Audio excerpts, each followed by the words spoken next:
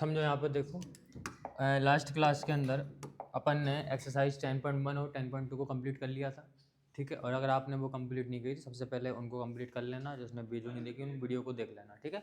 Videos वगैरह हमने upload करी हैं, यूट्यूब के ऊपर भी हैं, ऐप के ऊपर भी मिल जाएंगी, ठीक है। सो अब अपन को समझना है, अभी तक अपन ने देख लिया था कि वेक्टर्स क्या होते, वेक्टर्स के बेसिक टर्म समझ लिए थे, वेक्टर्स की पूरी ABCD अपन ने समझ ली थी, है ना। अब वेक्टर्स में अपन ने देखा था कि अपन कोई भी दो वेक्टर्स को आपस में ऐड कैसे करेंगे। तो ऐड करने के लिए अपन ने देखा था ट्राइंगल लॉ और पैरेललोग्राम लॉ, ठीक है। और इन दोनों लॉ के आधार पर अपन ने बहुत सारे एडिशन वगैरह भी करे थे, है ना। और इसके बाद अब अपन को समझना है प्रोडक्ट ऑफ वेक्टर्स। क्या समझना अपन को? Product of vector. क्या आप वेक्टर का प्रोडक्ट कैसे करोगे, क्या समझना अपन को? Product of vectors. क्या आप वेक्टर्स को आपस में मल्टीप्लाई कैसे करोगे। तो देखो, प्रोडक्ट ऑफ वेक्टर्स, दो प्रकार के प्रोडक्ट होते हैं वेक्टर्स के अंदर। कितने प्रकार के होते हैं?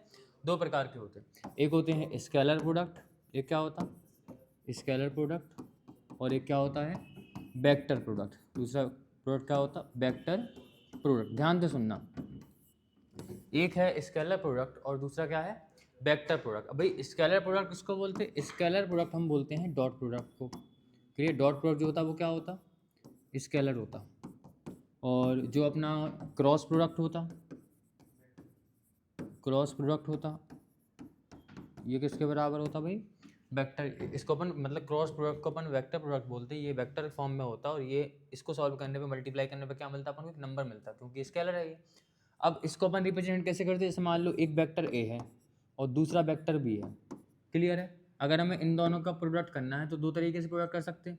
एक तो कर सकते हैं इसका स्केलर प्रोडक्ट, दूसरा क्या कर सकते हैं? Vector product. तो अगर हम डॉट प्रोडक्ट करेंगे तो ए और बी के बीच में क्या लगा देंगे? डॉट लगा देंगे। तो ये डॉट रिप्रेजेंट करेगा कि ये वेक्टर कौन सा है ना, स्केलर वेक्टर है। दूसरा, अगर हम इनके बीच में क्या लगा दें? क्रॉस लगा दें, जैसे ए क्रॉस बी, तो इसका आंसर लगाया कि ये जो क्वांटिटी होगी एक वेक्टर क्वांटिटी होगी। इस वाले प्रोडक्ट को अपन क्या बोलेंगे? Vector product. क्या बोलेंगे इसको? Vector product. अब फॉर्मूला क्या होता है इसका, इसको अपन पढ़ेंगे अगली एक्सरसाइज के अंदर। अभी अपन को समझना है केवल और केवल क्या? स्केलर प्रोडक्ट और इसकी प्रॉपर्टीज क्या है और क्या नहीं है, ठीक है। तो सबसे पहले अगर हम बात करें स्केलर प्रोडक्ट की, किसकी बात करें? स्केलर प्रोडक्ट, या फिर इसको हम क्या बोलेंगे? Dot product. क्लियर?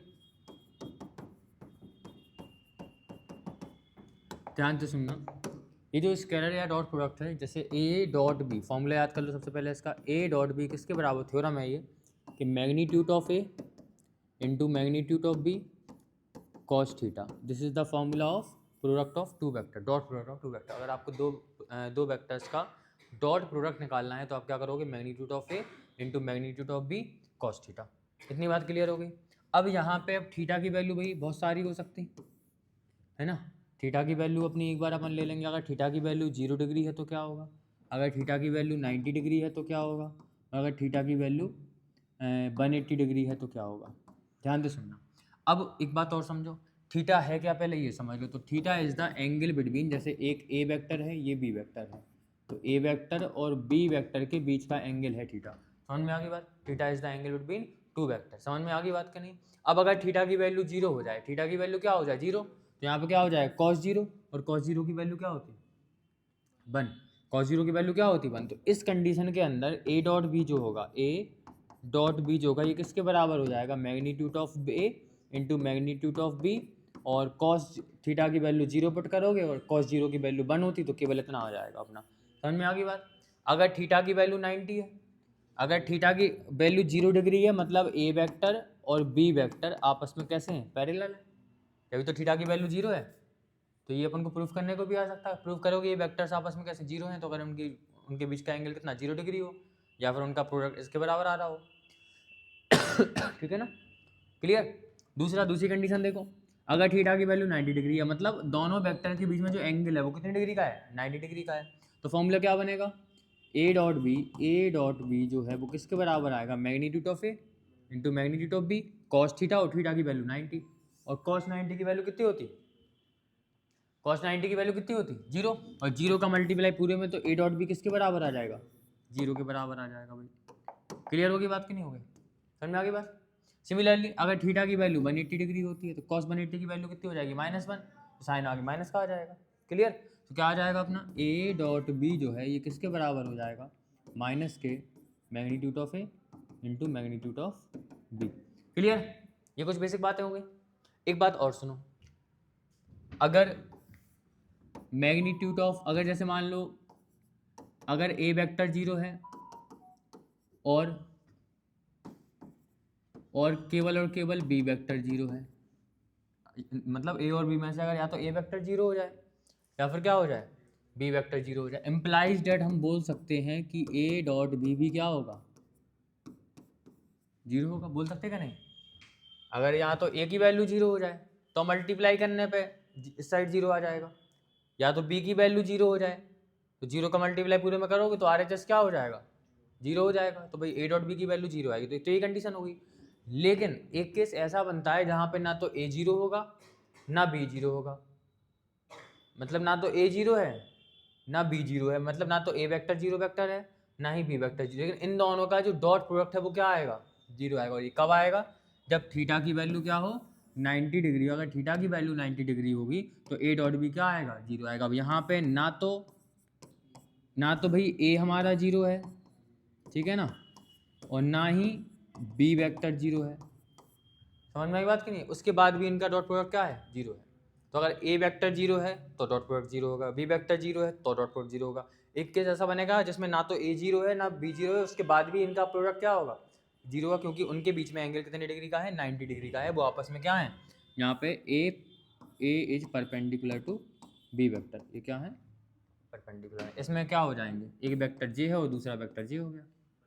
क्लियर, मतलब ऐसे ऐसे मान लो ऐसे, ठीक है ना, आगे समझ में। एक वेक्टर जे है, ए वेक्टर, एक वेक्टर जे है बी वेक्टर, दोनों के बीच का एंगल कितना है, 180 डिग्री। समझ में आ गई बात, कोई डाउट? तो ये है, ये हो गया अपना बेसिक बातें हो गई स्केलर प्रोडक्ट की। अभी कुछ बातें और समझो। अगर आपने आई का मल्टीप्लाई आई में किया, आई डॉट आई करा, या फिर आपने जे कैप का मल्टीप्लाई जे कैप में किया, या फिर आपने के कैप का मल्टीप्लाई के कैप में किया, तो आंसर आपको 1 मिलेगा। क्या मिलेगा आंसर, आई का इंटू आई में बनाएगा, जे का इंटू जे में बनाएगा, के का इंटू के में बनाएगा, डॉट प्रोडक्ट में। क्लियर? और अगर आपने आई का इंटू जे में कर दिया, या फिर आपने जे का इंटू के में कर दिया, या फिर आपने के का इंटू आई में कर दिया, मतलब कोई भी आपने अपोजिट ले लिया, आई के साथ आई ना लगेगा और कुछ ले लो, आई के साथ तुम जे ले लो, आई के साथ के ले लो, ठीक है ना, तो उस कंडीशन में 100% क्या आएगा, 0। क्या लिखेंगे इसको अपन, 0 लिखेंगे। समझ में आ गई बात? कोई डाउट है किसी को? क्या किसी को कोई डाउट है? तो अपन ने इसका जो बेसिक था ना पूरा, सारी की सारी इसकी जड़, वो अपन ने समझ ली कि नहीं? अब अपन को एक बार इसको फिर से अपन देखेंगे अकॉर्डिंग टू द क्वेश्चन, इसके बुक के हिसाब से देखेंगे बुक में क्या लिखा हुआ है, इसको और पढ़ लो एक बार। जल्दी आओ अंदर गर्ल्स, जल्दी।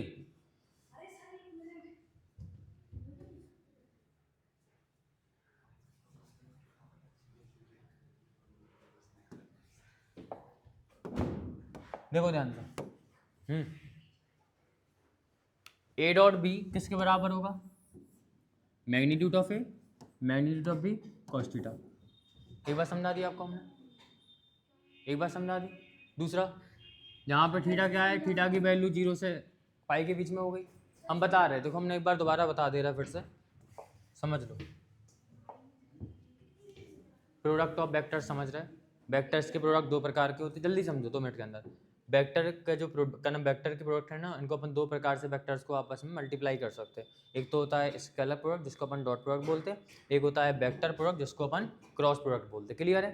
डॉट प्रोडक्ट में अपन ए और बी 2 वेक्टर हैं तो इनके बीच में डॉट लगा देंगे तो क्या कहलाएगा, डॉट वेक्टर, है ना, क्या मतलब डॉट प्रोडक्ट कहलाएगा। क्लियर? और अगर यहाँ पे इनके बीच में क्रॉस लगा दो तो ये क्या कहलाएगा, क्रॉस प्रोडक्ट। इसको अपन को पढ़ना है एक्सरसाइज 10.4 के अंदर, 10.3 के अंदर अपन पढ़ेंगे स्केलर वेक्टर। स्केलर वेक्टर क्या होता है, फॉर्मूला याद कर लो इसका, ए डॉट बी जो होता है वो magnitude of A into magnitude of B cos theta के बराबर होता है। ए डॉट बी किसके बराबर होता, magnitude of A magnitude of B cos theta के बराबर होता। क्लियर? अब यहाँ पे थीटा क्या है भाई, theta is the angle between the 2 vector ए और बी, दोनों वेक्टर के बीच का थीटा अपना एंगल हो गया। क्लियर है बात क्या नहीं? अब इसके बाद, अब जो थीटा की वैल्यू क्या क्या हो सकती, थीटा की वैल्यू अगर 0 है, थीटा की वैल्यू कितनी है, 0, तो कॉस 0 की वैल्यू 1 होती, तो केवल ये तो चला जाएगा 1, क्या बचेगा, केवल magnitude of A into magnitude of B, तो ए डॉट बी किसके बराबर हो जाएगा, magnitude of A into magnitude of B. Clear? अगर थीटा की वैल्यू 90 है थीटा की वैल्यू कितनी है 90 डिग्री है, मतलब दोनों वेक्टर के बीच में एंगल 90 है। तो थीटा की वैल्यू 90 cos 90 की वैल्यू 0, तो ये पूरा 0 हो जाएगा। तो यहाँ पे ए डॉट बी किसके बराबर आ गया 0 के बराबर आ गया। क्लियर है। तीसरा देखो, अगर थीटा की वैल्यू 180 हो जाए, मतलब ए और बी वेक्टर बिल्कुल अपोजिट होगा एक दूसरे के, दोनों बीच में एंगल कितने का है 180 डिग्री का है। तो इस कंडीशन में ए डॉट बी cos 180 की वैल्यू -1, तो क्या हो जाएगा -1 आगे आ गया और magnitude of A into magnitude of B. Clear है बात करनी। तो ये अपना ये हो गया। इतनी बात समझ में आ गई। अब इसके बाद अब क्या बचा, अब यहाँ पे हमने बताया कि देखो अगर a की वैल्यू 0 है या फिर b की वैल्यू 0 है, अगर a 0 हो जाए तो पूरा 0 हो जाएगा, a डॉट b क्या हो जाएगा 0। अगर केवल b 0 हो जाए तो अभी पूरा a डॉट b 0 हो जाएगा। ठीक है ना। ठीक है।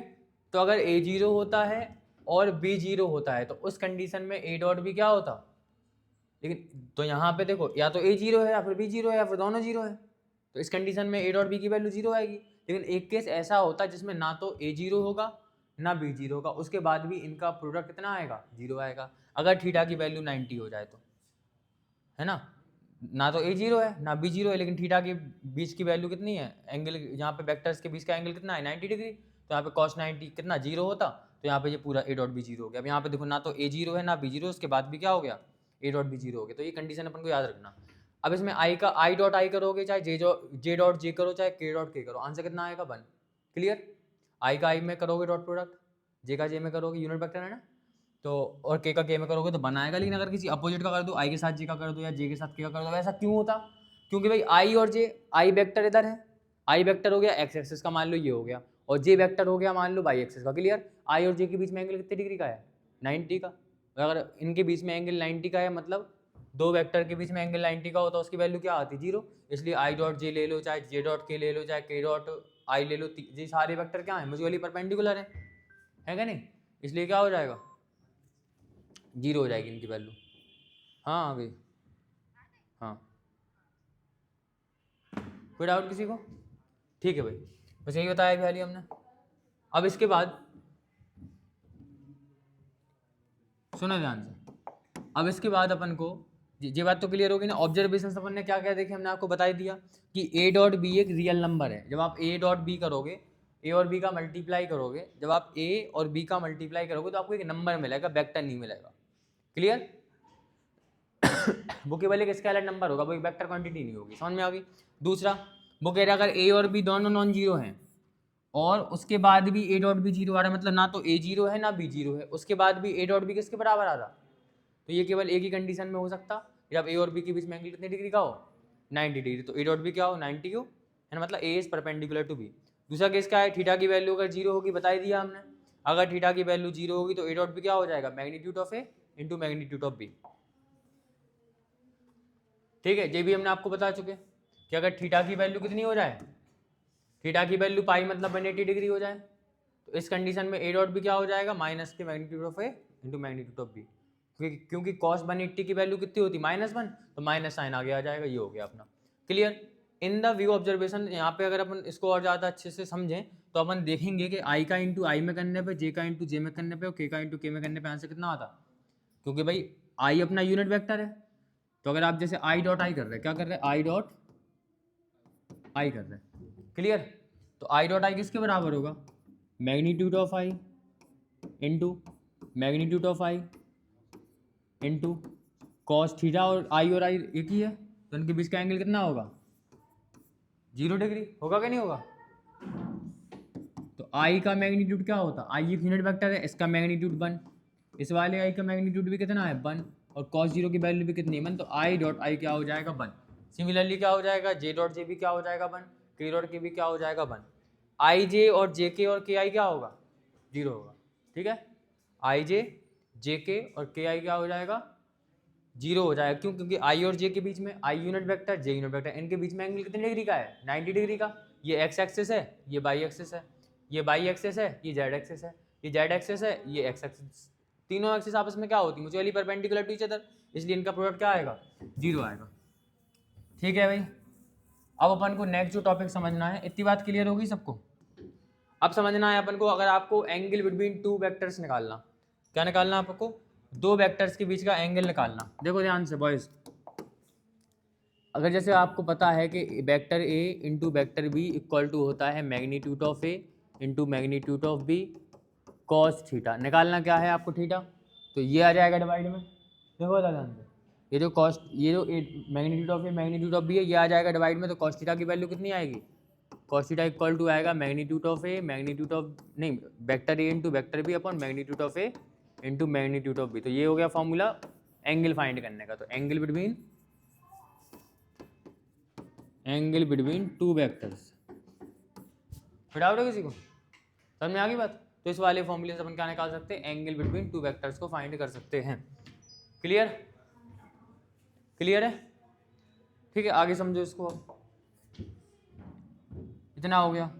स्केलर प्रोडक्ट इज कॉम्यूटेटिव, ये वाला जो वेक्टर है, हाँ बात नहीं करना आप, ठीक है, लास्ट बार बोला हमने आपसे, ये वाला जो प्रोडक्ट है ए डॉट बी, ये क्या होता, कॉम्यूटेटिव होता, मतलब स्केलर प्रोडक्ट की बात कर रहा है। स्केलर प्रोडक्ट कॉम्यूटेटिव होता है।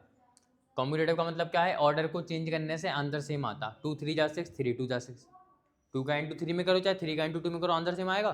तो इसका मतलब ये नंबर्स कॉम्यूटेटिव लॉ को फॉलो कर रहे हैं। सिमिलरली ये भी क्या करते हैं, चाहे आप ए डॉट बी निकालो चाहे आप बी डॉट ए निकालो, आंसर क्या आएगा, सेम आएगा। क्लियर है, ठीक है भाई, आगे समझो। बाहर गर्ल्स बात नहीं करो, ठीक है। अब अपन को समझना है जो नेक्स्ट टॉपिक, इसका नाम है projection of a vector on a line. अगर अपन के पास दो वेक्टर हैं, एक लाइन दी गई और एक वेक्टर दिया गया, अपन को एक वेक्टर का एक लाइन के ऊपर क्या निकालना, प्रोजेक्शन निकालना, ठीक है। तो अपन प्रोजेक्शन कैसे निकालेंगे, सिंपल सा फॉर्मूला दे रहा है आपको, प्रोजेक्शन, इसका क्वेश्चन आएगा पेपर में 2 नंबर में या 3 नंबर में, projection of a vector on another vector, किसी दूसरे वेक्टर के ऊपर एनोदर वेक्टर। अगर आपको किसी दूसरे वेक्टर के ऊपर, जैसे मान लो आपको निकालना है projection of a vector A का प्रोजेक्शन निकालना है किसके ऊपर, वेक्टर बी के ऊपर, तो ये किसके बराबर होता, तो ए का प्रोजेक्शन बी के वेक्टर में निकालने का मतलब है कि वेक्टर ए के लेंगे अपन, ठीक है, और डायरेक्शन किसके साथ लेंगे अपन, बी के साथ, बी कैप, इसका यूनिट वेक्टर ले लेंगे बी का। समझ में आ गई बात। तो ये जो है ना, ये कहलाएगा प्रोजेक्शन ऑफ अ वेक्टर। दोबारा सुन लो फिर से, अगर आपको ए का बी के ऊपर प्रोजेक्शन निकालना है, अगर आपको वेक्टर ए का, सुनो आप ध्यान से, अगर आपको वेक्टर ए का बी के ऊपर प्रोजेक्शन निकालना है तो फॉर्मूला क्या होगा, वेक्टर ए डॉट बी का डायरेक्शन। क्लियर है, मतलब बी का यूनिट वेक्टर, ठीक है। इसको अपन ऐसे भी लिख सकते हैं कि vector A dot B cap का मतलब क्या है, बी का यूनिट वेक्टर, और बी का यूनिट वेक्टर कैसे निकालोगे, बी वेक्टर अपॉन में बी वेक्टर का मैग्नीट्यूड। क्लियर है, किसी भी वेक्टर का अपन मैग्नीट्यूड कैसे निकालते, उस वेक्टर में उसी के मैग्नीट्यूड से डिवाइड कर दो, सो अपन को उसका यूनिट वेक्टर मिल जाएगा। सॉरी, क्लियर है। तो यूनिट वेक्टर कैसे निकालते, किसी भी वेक्टर में उसी के मैग्नीट्यूड का डिवाइड कर दो। तो बी में अगर अपन को बी कैप निकालना, मतलब बी का यूनिट वेक्टर निकालना, तो अपन बी वेक्टर में बी के मैग्नीट्यूड से डिवाइड कर देंगे, तो ये फॉर्मूला बन गया। इसको ऐसे भी लिख सकते तो भाई ए डॉट बी और अपॉन में कितना आ गया, जिसके ऊपर निकाल रहा है उसका मैग्नीट्यूड। समझ में आई बात की नहीं, तो ये फॉर्मूला हो गया किसका, projection of a vector on any other vector. Clear है, इसका यूज करेंगे एक्सरसाइज के क्वेश्चंस के अंदर। एग्जाम्पल हैं, एग्जाम्पल सारे आपको सॉल्व करना खुद से, ठीक है, छोड़ना एक भी नहीं। एग्जाम्पल से कई क्वेश्चन आएंगे पेपर के अंदर, ठीक है, एग्जाम्पल से बहुत सारे क्वेश्चन आएंगे पेपर के अंदर, इसलिए छोड़ना एक भी नहीं। समझ में आ गई बात, प्रोजेक्शन हो गया भाई, ठीक है। हाँ, तुम्हें दिख रहा कि हम पढ़ा रहे हैं, ये रखिए, आ जाओ ले लो। एक्सरसाइज 10.3 का फर्स्ट वाला क्वेश्चन देखो,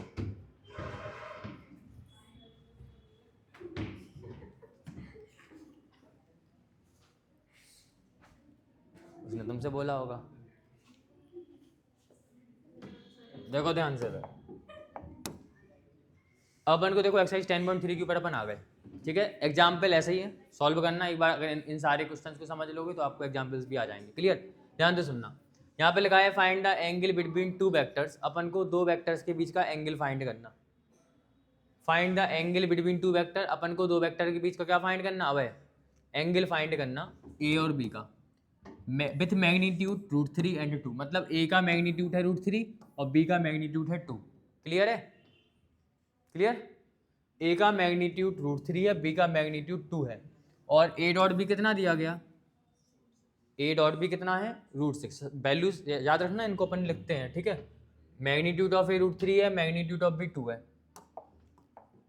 गिवन दिया गया अपन को, फर्स्ट वाला क्वेश्चन है 10.3 का। गिवन दिया गया अपन को कि magnitude of A is equal to 3 है, मैग्नीट्यूड ऑफ बी कितना है? √3 है, और ये 2 है फिर है, और एंड ए डॉट बी कितना दिया गया अपन को? 6 दिया गया। अपन को इन दोनों के बीच का √6, अपन को इन दोनों के बीच का एंगल फाइंड करना। क्या फाइंड करना? Find the angle between the two vectors A and B. A और बी के बीच का अपन को एंगल निकालना। क्लियर? हम जानते हैं बी नो डैट, अभी वाली फॉर्मूला से था, बी नो डैट हम जानते हैं कि ए डॉट बी किसके बराबर होता? डायरेक्ट फॉर्मूला लगा दो वाला एंगल वाला कि भाई कॉस थीटा जो है वो किसके बराबर होता? ए डॉट बी अपॉन में magnitude of A into magnitude of B. Clear है? वैल्यू पुट कर दो। ए डॉट बी की वैल्यू कितनी है? ए डॉट बी की वैल्यू है √6। मैग्नीट्यूड ऑफ ए कितना है? मैग्नीट्यूड ऑफ ए है √3 इंटू मैग्नीट्यूड ऑफ बी कितना है? 2। अब √6 को हम लिख सकते हैं √3 इंटू √2, 3 2 6 होता। अपॉन में कितना है? √3 का इंटू 2 में है, सो इस वाले 2 को हम लिखेंगे √3। ये √3 का √3, 2 को लिख दिया हमने √2 इंटू √2। √2 से √2 कैंसिल, √3 से √3 कैंसिल, कितना बचा? 1/√2। मतलब कॉस थीटा की वैल्यू हो गई 1/√2। मतलब थीटा की वैल्यू कितनी होगी? कॉस वहाँ पर जाएगा, इन्वर्स हो जाएगा, कितना हो जाएगा? Cos inverse 1/√2। क्लियर है? अब भाई कॉस की वैल्यू 1/√2 कब होती? कॉस की वैल्यू 1/√2 कब होती? π/4 पे। इम्प्लाइज दैट थीटा की वैल्यू कितनी हो गई? π/4। अपना आंसर हो गया। So angle between two vector A and B is π/4। So angle between two vectors is π/4। ये अपना आंसर हो गया। कोई डाउट है किसी को? कोई डाउट किसी को? ठीक है भाई, अगला क्वेश्चन देखते हैं अपन। सेकंड वाला क्वेश्चन देखो, find the angle between the vectors. अपन को इस वेक्टर और इस वेक्टर के बीच का क्या निकालना? बस बात नहीं करो, अपन को इन दोनों वेक्टर के बीच का क्या निकालना? एंगल फाइंड करना। ये वेक्टर इसको मान लो ए और इसको क्या मान लो? बी। पहला वेक्टर क्या है? i-2j + 3k। i-2j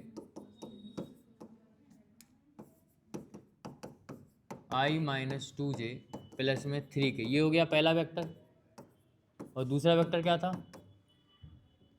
दूसरा वेक्टर है 3i-2j + k। 3i-2j + k। देखो बात नहीं करो, हमने बता दिया गर्ल्स, ठीक है ना? अब नहीं करना। तो ए और बी दिया गया, अपन को निकालना है ए और बी के बीच का एंगल। ए और बी के बीच का एंगल कैसे निकालोगे? फॉर्मूला क्या होता है? ए डॉट बी अपॉन में magnitude of A into magnitude of B. तो पहले क्या करो? मैग्नीट्यूड ऑफ ए निकाल लो। पहले अपन निकाल लें मैग्नीट्यूड ऑफ ए, कितना आएगा? √k, यहाँ पे इसकी वैल्यू 1 का स्क्वायर प्लस में -k, 2 का स्क्वायर प्लस में 3 का स्क्वायर, कितना आएगा भाई? √1 प्लस में 4 प्लस में 9 इज इक्वल टू √k 14। कोई डाउट किसी को? क्लियर?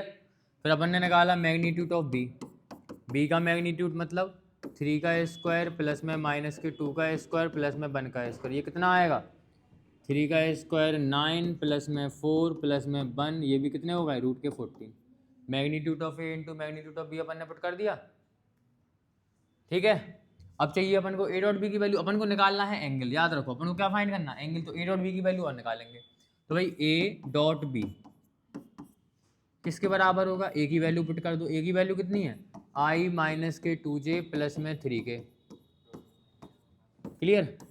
और भाई यहाँ पे कितना है? 3i में 2j प्लस में k। अब ध्यान से सुनना, अपन इसका डॉट प्रोडक्ट कैसे करेंगे,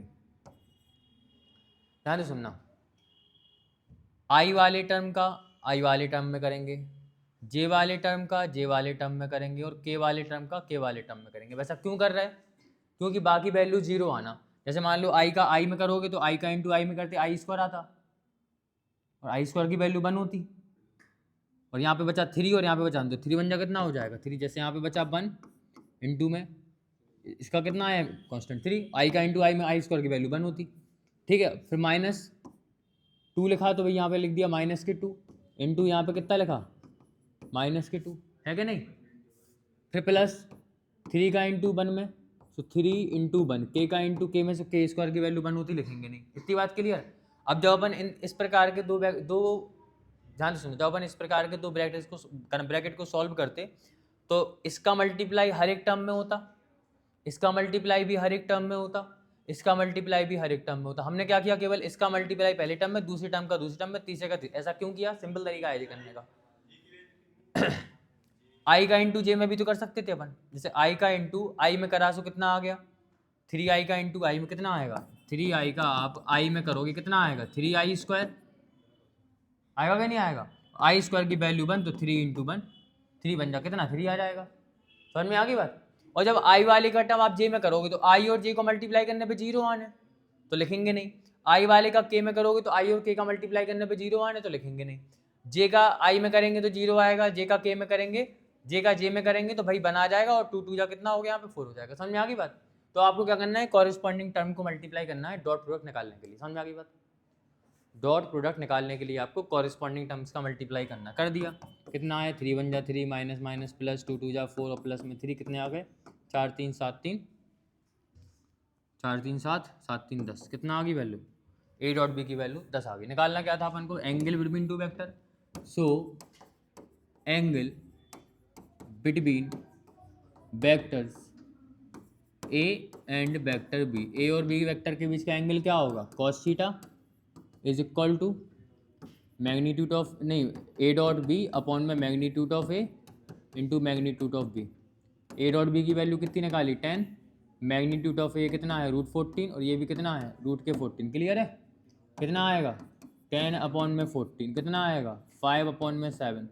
कॉस थीटा की वैल्यू, थीटा की वैल्यू कितनी हो जाएगी cos inverse 5/7। This is the required answer. Clear, लिख देना। So the angle between two vector is cos inverse 5/7। समझ में आ गई बात। एक बार आंसर शीट में आंसर चेक करते जाना सभी बच्चे। क्वेश्चन नंबर ये सेकंड है 10.3। क्लियर है बात कि नहीं बॉयज, क्लियर है इतना, ठीक है। अपन आगे बढ़े। थर्ड वाला question, find the projection of the vector. अब इस वेक्टर का प्रोजेक्शन निकालना अपन को इसके ऊपर, बात नहीं गर्ल्स, इस वेक्टर का प्रोजेक्शन निकालना इस वेक्टर के ऊपर। तो इसको मान लो ए, इसको मान लो बी। क्लियर।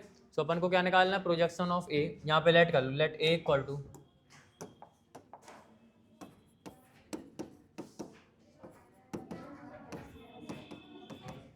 हाँ बाहर आ गए ना, पहले शांति से बैठो, पढ़ा रहे क्लास पढ़ा, ठीक है। यहाँ पे बिल्कुल शांति से बैठना।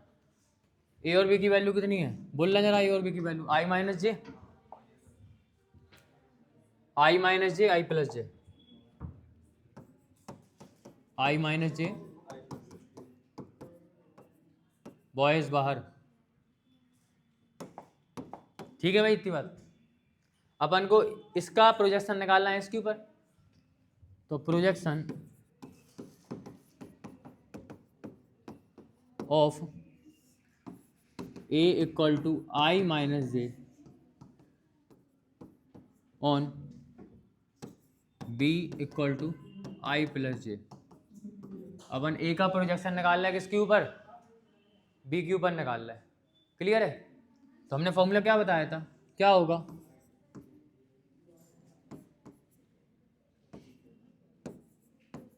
इसके बराबर होगा कि नहीं होगा। अब ए की वैल्यू कितनी है भाई आई माइनस जे, अभी हम इसको ए को ए लिख रहे हैं, और बी का मतलब है बी वेक्टर अपॉन में मैग्नीट्यूड ऑफ बी वेक्टर। अब एक काम करो, मैग्नीट्यूड ऑफ बी पहले निकाल लो अपन। क्लियर। तो आप जब भी प्रोजेक्शन निकालोगे तो क्या करोगे, बी का मैग्नीट्यूड पहले निकाल लेना, जिसके ऊपर निकालना उसका मैग्नीट्यूड निकाल लो। सो बी का मैग्नीट्यूड निकाला आपने, कितना आएगा रूट के 1 का स्क्वायर प्लस में 1 का स्क्वायर कितना आ गया √2। एक मिनट रुकना जरा, इन लोगों को समझा दें हम। आप लोगों को बात नहीं करना बिल्कुल भी, ठीक है, बिल्कुल भी नहीं करना बात, ये आवाज़ भी नहीं करो बिल्कुल, ठीक है। आवाज़ नहीं, वीडियो रिकॉर्ड कर दे, बार बार हमें टोकना पड़ता, अच्छा नहीं लगता। ठीक,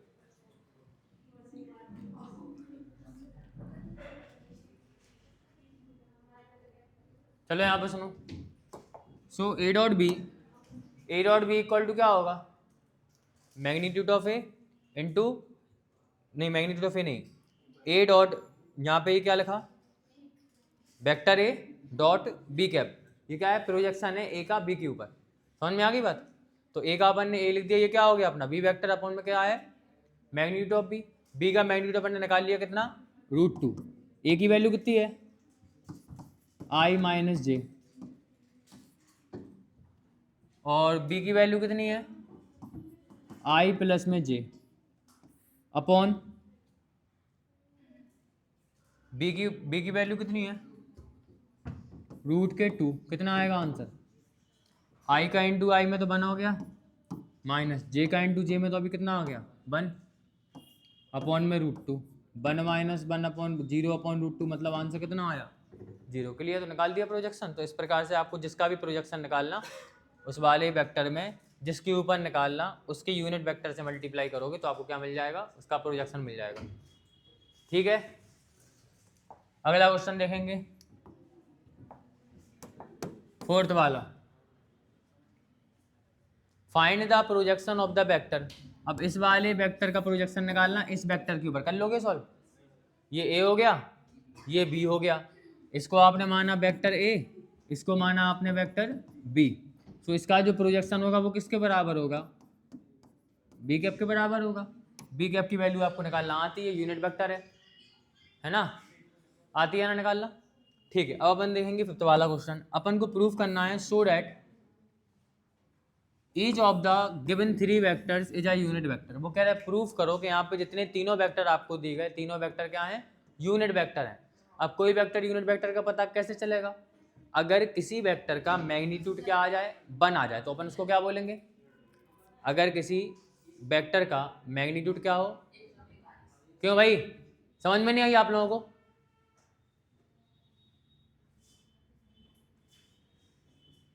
या तो जल्दी आया नहीं करो, आए हो तो शांति से बैठो।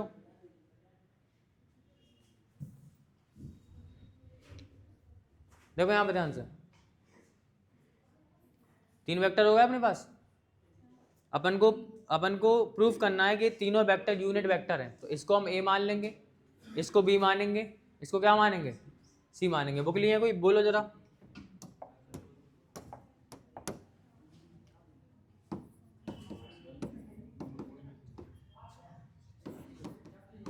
बोलो ये वेक्टर क्या था, 1/7 2i plus 3j plus 6k, B क्या, बी वेक्टर बोलो, 1/7 3i cap minus 6j cap plus 2k cap, और ये कितना है 1/7 6i cap plus 2j cap minus 3k cap, ये है ना वेक्टर, ए बी सी तीनों मिल गए अपन को। अब क्या करना है अपन को प्रूफ करना है कि ये तीनों वेक्टर क्या हैं, यूनिट वेक्टर हैं, तो इन सबका मैग्नीट्यूड निकाल लो। तो 1/7 का अंदर मल्टीप्लाई कर दो कि सबके अपॉन में 7 आ जाएगा। क्लियर, निकालो मैग्नीट्यूड ऑफ ए, क्या हो जाएगा भाई मैग्नीट्यूड ऑफ ए, रूट के x² plus y² plus z², मतलब भाई 2/7 का स्क्वायर प्लस में 3/7 का स्क्वायर प्लस में 6/7 का स्क्वायर। क्लियर है, या फिर एक और तरीके से निकाल सकते भाई, 7 तो बाहर है तो 7 को बाहर ले लो, 7 क्या है, 1/7 क्या है, लैम्डा है ना, एक स्केलर है, इसको बाहर ले लोगे तो केवल अपन क्या कर सकते, और ऐसे भी देखो, ऐसे भी बाहर जाने वाला है, 7 का स्क्वायर 7 का स्क्वायर 7 का स्क्वायर, एलसीएम लोगे 7 का स्क्वायर बाहर चला जाएगा, समझ में आ गई बात, 7 के स्क्वायर से एक 7 बाहर आ जाएगा। क्लियर, तो अपन क्या करेंगे भाई, अपन यहाँ पे केवल क्या लिखेंगे, 1/7 को बाहर कर दिया और अंदर क्या बचा, रूट के अंदर 2 का स्क्वायर प्लस में 3 का स्क्वायर प्लस में 6 का स्क्वायर, कितना आएगा 1/7 रूट 2 का स्क्वायर 4 3 का स्क्वायर 9 और 6 का स्क्वायर 36। क्लियर है महक, क्लियर है। इसके बाद भाई इन दोनों को प्लस करो, 36 और 4 कितने हो गए 40, 40 और 9 कितने हो गए, ठीक है 49, 1/7 कितना बचा, काय का स्क्वायर है 7 का, 7/7 कितना हो गया 1। इसका मतलब इसका मैग्नीट्यूड बनाया, इम्प्लाइज डेट हम बोल सकते कि vector A is an unit vector. Clear, लिख दो केवल एज यूनिट वेक्टर, ये क्या हो गया एक यूनिट वेक्टर हो गया। ठीक है असलान, क्लियर है, ठीक है। सिमिलरली बी को कर लोगे प्रूफ, सिमिलरली सी को कर लोगे प्रूफ, तो करना है प्रूफ, ठीक है। सिमिलरली सी को प्रूफ कर लोगे, सॉल्व करने पे क्या आएगा, इक्वल में बन आएगा, यहाँ पे भी सॉल्व करने पे क्या आएगा, इक्वल में बन आएगा। तो भाई ये भी यूनिट वेक्टर लिख देना कि B is also unit vector and C is also unit vector. Proof कर लिया अपन ने, प्रूफ कर लिया अपन ने। अब अपन को क्या प्रूफ करना, अगला अपन को प्रूफ करना है also so that they are mutually perpendicular to each other. अपन को साथ में ये भी प्रूफ करना कि ये जो तीनों वेक्टर्स हैं ये आपस में क्या हैं, परपेंडिकुलर है। अब अगर कोई वेक्टर्स आपस में परपेंडिकुलर होते हैं तो उनका डॉट प्रोडक्ट जीरो आता। अगर ए और बी हमारे परपेंडिकुलर होंगे तो उनके बीच का एंगल 90, मतलब उनका अगर आप ए और बी का डॉट प्रोडक्ट निकालोगे तो कितना आएगा, जीरो। तो अगर हम A dot B zero proof कर दें, अपन को प्रूफ करना सारे के सारे वेक्टर्स म्यूचुअली परपेंडिकुलर हैं, तो अपन क्या करेंगे, सबसे पहले देखो हम निकाल लें क्या, ए डॉट बी, क्या निकाला ए डॉट बी कितना आएगा भाई, ए की वैल्यू कितनी है, ए की वैल्यू है 1/7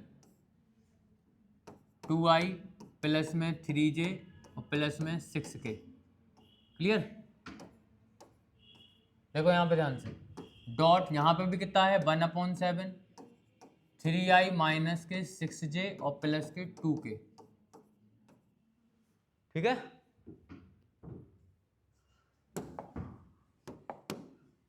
कितना आएगा 1/7 का डायरेक्ट मल्टीप्लाई कर दो, कितना आ जाएगा 7 7 या 49, और इनका मल्टीप्लाई करना अपन को आता है, 2 का इंटू 3 में 2 3 जा 6, 3 का इंटू 3 6 जा 18 तो माइनस के 18, और 6 2 जा 12 तो प्लस के 12, कितना बचा 1/49, और यहाँ पे बचा 12 और से कितना होगा 18 माइनस 18, कितना आ गया भाई 1/49 इंटू 0, जो कि किसके बराबर आया।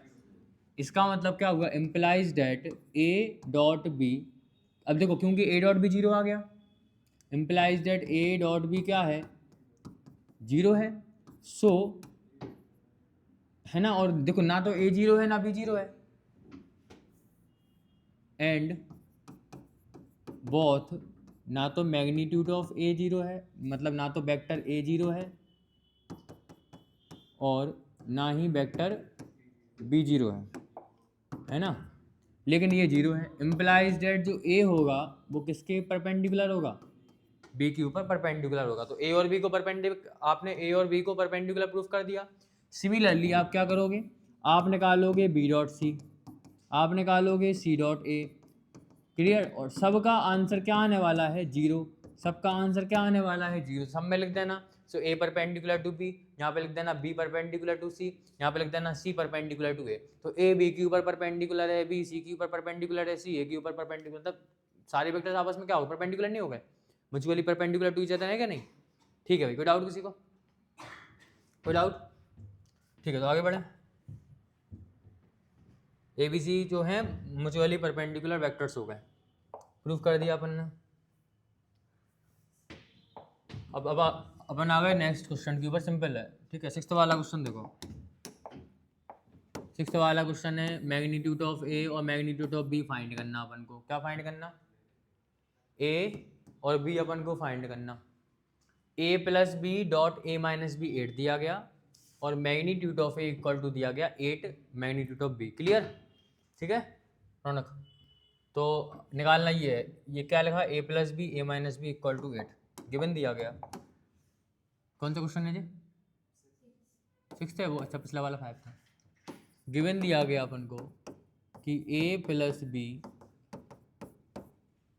डॉट ए माइनस बी किसके बराबर है, 8 के बराबर है ना, है, पढ़ो एक बार उसको। And magnitude of A equal to है 8 मैग्नीट्यूड ऑफ बी, ऐसी है ना, ऐसा है, ठीक है। तो सबसे पहले हम इसको सॉल्व करेंगे। सिंस गिवन, हमको गिवन है ए और बी की वैल्यू निकालना अपन को। गिवन क्या है अपन को कि magnitude of A plus B dot A minus B किसके बराबर है, 8 के बराबर। सॉल्व करो इसको। ए का इंटू पहले ए में होगा फिर बी में होगा, तो ए का इंटू ए में हुआ तो कितना आ जाएगा, ए डॉट ए। क्लियर है ना। और फिर ए का इंटू माइनस बी में होगा, क्या आ जाएगा, माइनस के ए डॉट बी। ए का इंटू बी में होगा तो क्या हो जाएगा, माइनस ए डॉट बी। फिर बी का इंटू ए में कितना आ जाएगा, प्लस के बी डॉट ए। बी का इंटू बी में कितना आ जाएगा, माइनस के B dot B is equal to कितना आ गया, 8।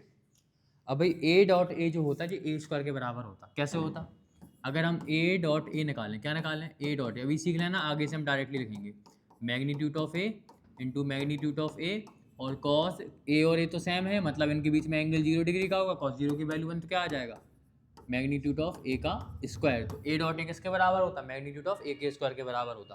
तो इसकी जगह पे आ जाएगा मैग्नीट्यूड ऑफ ए का square minus A dot B का लिख दिया हमने, ए डॉट बी, और बी डॉट ए का क्या लिख सकते, ए डॉट बी लिख सकते, क्या नहीं लिख सकते, क्या ए बी को बी ए नहीं लिख सकते, बताया था हमने कि ये कॉम्यूटेटिव प्रॉपर्टी को फॉलो करता, बोला था कि नहीं। और माइनस में बी डॉट बी को क्या लिख देंगे, बी के मैग्नीट्यूड का स्क्वायर इक्वल टू 8। ये कैंसिल हो गया, क्या बचा, मैग्नीट्यूड ऑफ ए स्क्वायर। और मैग्नीट्यूड ऑफ ए की जो वैल्यू है ये किसके बराबर है, 8 बी के बराबर है। तो ए की जगह पे क्या लिख दोगे, 8 मैग्नीट्यूड ऑफ बी, और ए का स्क्वायर था तो इसका भी क्या हो गया, स्क्वायर, माइनस क्या बचा यहाँ पे, मैग्नीट्यूड ऑफ बी का स्क्वायर इज इक्वल टू कितना है, 8 का स्क्वायर 64, मैग्नीट्यूड ऑफ बी का क्या लिख दिया, मैग्नीट्यूड ऑफ बी का स्क्वायर माइनस में मैग्नीट्यूड ऑफ बी का स्क्वायर इक्वल टू कितना है, 8। भाई 64 बी स्क्वायर, 64 बी में से एक बी जाएंगे, कितने बचेंगे, 63 मैग्नीट्यूड ऑफ बी का स्क्वायर इज इक्वल टू 8। तो बी के स्क्वायर की वैल्यू कितनी आ गई, तो मैग्नीट्यूड ऑफ बी के स्क्वायर की वैल्यू आ गई 8 अपॉन में 63। क्लियर, यहाँ पे 63 मल्टीप्लाई में था, 63 कहाँ पहुँच गया, डिवाइड में। यहाँ से इसका वैल्यू निकालोगे बी की, तो बी की वैल्यू कितनी आएगी, रूट के 8 अपॉन 63। एक आंसर हो गया, एक आंसर हो गया। अब इस बी की वैल्यू को पुट कर दो किसके अंदर, इसके अंदर, ठीक है। इसको माना अपन ने फर्स्ट, मान लो इसको माना सेकंड, लिख देना यहाँ पे given from equation number first, from equation number first. अब यहाँ पे लिख दो from equation number second, from equation number second magnitude of A किसके बराबर आ जाएगा, 8, और बी की वैल्यू कितनी है, बी की वैल्यू है रूट के 8 upon 63। This is the answer. Clear है कि नहीं। इसको और सिंप्लीफाई कर लो, रुको, ठीक है। इसको अपन क्या लिख सकते हैं भाई, 8 को लिख सकते हैं अपन, 8 से देखो 2 बाहर निकल जाएगा तो क्या बचेगा, 8 से 2 बाहर निकले क्या बचेगा, रूट 2 अपॉन में 63, मतलब 7 9 जा 63, तो अंदर 7 बचेगा और 9 में से 3 बाहर आ जाएगा। 3 4 जा 2 4 जा 8, 4 से 2 बाहर निकल गया, अंदर 2 बचा। क्लियर। सिमिलरली यहाँ पे वैल्यू पुट करोगे तो कितना आएगा, 8, और बी की वैल्यू कितनी निकाली, 2 √2 अपॉन में 3 √7। तो आंसर कितना आया ए की वैल्यू का, 8 2 जा 16 अपॉन में 3 √2 अपॉन में √7। एक साथ भी लिख सकते हैं, रूट के 2 upon 7। This is the answer. तो ए की वैल्यू भी निकाल ली, बी की वैल्यू भी निकाल ली। कोई डाउट है किसी को, समझ में आ गई बात। तो घर पे जाके प्रैक्टिस करोगे तो बहुत अच्छे से आ जाएंगे। सिंपल है, थोड़े से टाइम कंज्यूमिंग है लेकिन ईजी है, बहुत ज़्यादा सिंपल है। 7th वाला देखो, एवैल्यूएट द प्रोडक्ट, अपन को इसकी वैल्यू निकालना, 3a - 5b 2a + 7b।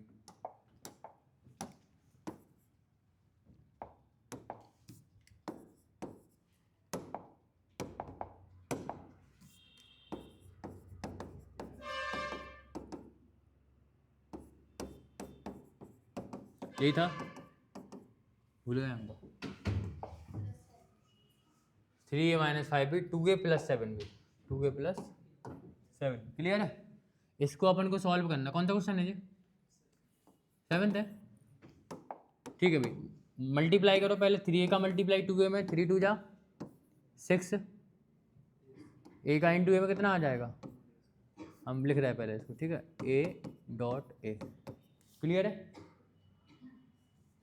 8th वाला question, find the magnitude of 2 vector A and B. अपन को ए और बी 2 वेक्टर का मैग्नीट्यूड निकालना, जिनका मैग्नीट्यूड सेम है, and such that angle between them, और उनके बीच का एंगल कितना है, 60 है, और उनका स्केलर प्रोडक्ट दिया गया 1/2। अपन को ए और बी का मैग्नीट्यूड निकालना है, ए और बी का मैग्नीट्यूड सेम है, और साथ में ए और बी के बीच में एंगल 60 डिग्री का है, और साथ में ए और बी का स्केलर प्रोडक्ट 1/2 है। मतलब अपन को क्या क्या दिया गया, मतलब क्या क्या दिया गया अपन को, हमको दिया गया है कि मैग्नीट्यूड ऑफ ए इक्वल है मैग्नीट्यूड ऑफ बी। एक तो ये गिवन दिया गया, मैग्नीट्यूड इक्वल है। दूसरा, एंगल बिटवीन मतलब थीटा की वैल्यू कितनी है, 60 डिग्री है। Angle between A and B कितना है, 60 डिग्री है। और साथ में ए डॉट बी जो इनका स्केलर प्रोडक्ट है वो कितना दिया गया, 1/2। नाउ वी नो डेट, हम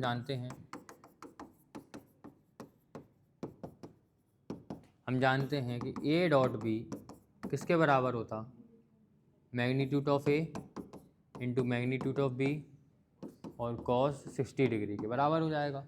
अब ए डॉट बी की वैल्यू कितनी है, 1/2।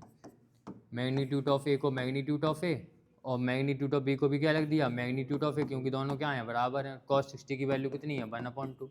ये कैंसिल हो गया। ए का इंटू ए में तो कितना आ गया, मैग्नीट्यूड ऑफ ए का स्क्वायर इज इक्वल टू 1। समझ में आ गई बात। इसका मतलब magnitude of A equal to ये जाएगा तो रूट लग जाएगा, और मैग्नीट्यूड ऑफ बी दोनों की वैल्यू कितनी आ गई, 1 आ गई। समझ में आ गई बात। अगला क्वेश्चन देखो, फाइंड मॉड एक्स। अपन को एक्स की वैल्यू निकालना for a unit vector. Unit vector ए क्या है, यूनिट वेक्टर है। ए क्या है, यूनिट वेक्टर, मतलब इसका मैग्नीट्यूड क्या होगा, 1 होगा।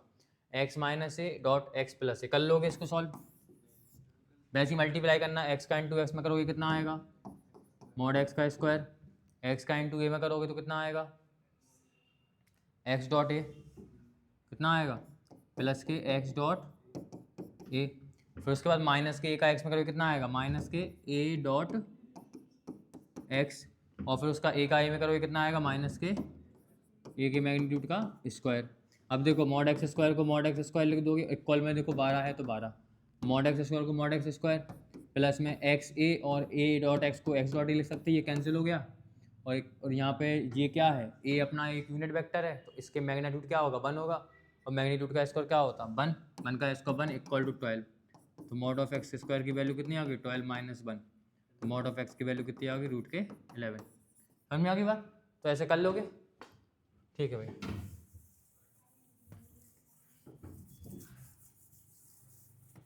ठीक है, 9th हो गया अपना। 10th वाले पे आ जाओ। ए इक्वल टू दिया गया ये, बी इक्वल टू दिया गया, सी इक्वल टू दिया गया, such that A plus lambda B is perpendicular to C. मतलब ए प्लस में लैम्डा बी, मतलब बी में लैम्डा का मल्टीप्लाई करके फिर प्लस कर दो, मतलब ए और प्लस में लैम्डा बी, मतलब सब जगह यहाँ पे लैम्डा आ जाएगा, ठीक है ना। लैम्डा बी हो गया, बी में अगर लैम्डा का मल्टीप्लाई करना तो हर एक टर्म में लैम्डा से मल्टीप्लाई हो जाएगा। तो ये हो गया ए प्लस लैम्डा बी, इन दोनों को प्लस कर लोगे, और वो कह रहा है इसके ऊपर परपेंडिकुलर होगा। तो जब ए और लैम्डा बी को प्लस करोगे तो तुम्हें एक वेक्टर मिल जाएगा, और ए वेक्टर हो गया जी सी। जब इन दोनों का डॉट निकालोगे तो आंसर कितना आएगा, 0। इसका मतलब ए प्लस लैम्डा बी और सी वेक्टर आपस में क्या है, परपेंडिकुलर है। नहीं कर पाओगे इतना तो क्वेश्चन। चलो हम बता रहे, ए बी सी की वैल्यू बोलो, कौन सा है, 10th है। बोलो क्या दिया गया, ए इक्वल टू कितना है 2 आई कैप प्लस 2 जे कैप प्लस 3 के कैप माइनस के आई कैप प्लस 2 जे कैप प्लस 3 प्लस के कैप। सी वेक्टर बोलो, आवाज नहीं,